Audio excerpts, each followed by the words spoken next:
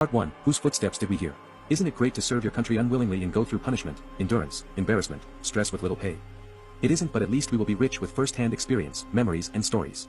Later on in life, we will share our stories with friends and families. The truth is, we feel like men during these occasions. I always thought CDA would be more haunted than Jalan Bahar. 3 months there, nothing. Didn't hear, see, feel or sense anything at all. I guess without the harsh training and tight discipline, that place would be like a resort for me. Before moving to CDA, our last few weeks at Jalan Bahar, me and my bunkmates shared our experiences. As it turns out, we had a couple of stories to be told. We just acted dumb all these while so as not to frighten anyone. My experience happened in the early hours in the morning as we were all fast asleep. 2 of my bunkmates had already moved to CDA for their ERS course. So we had 2 empty beds and lockers in our bunk. I've changed my bed to the one that is nearest to the window, the last bed of that bunk. Facing my bed is the kitchen wall. It is a double-deck bed and I slept on top. It was joined by another bed on the left. The bed beside and below me is empty. The bed diagonally below me is occupied by my other bunkmate. The guy beside him preferred to sleep in another bunk.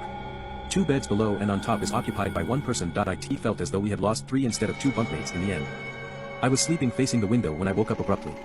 Not sure why. But maybe to hear my bunkmate that was sleeping below me on the other bed woke up too. The low noise that I heard him making was enough to make me figure out that he was putting on his slippers, got up and made his way to the entrance of the kitchen. 2. Whose footsteps did we hear? I thought he must be going to the bathroom to ease himself.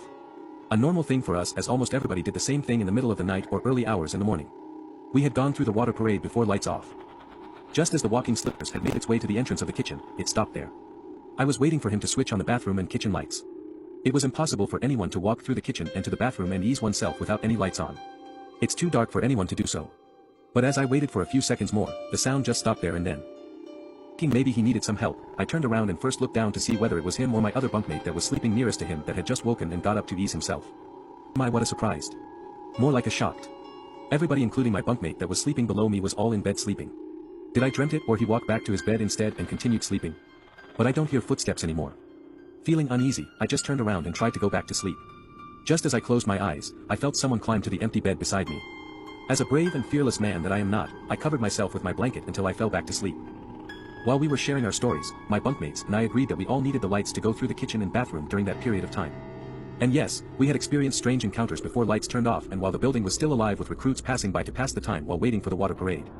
If you had served your national service at Jalan Bahar, you know what I meant. I'll submit that story soon.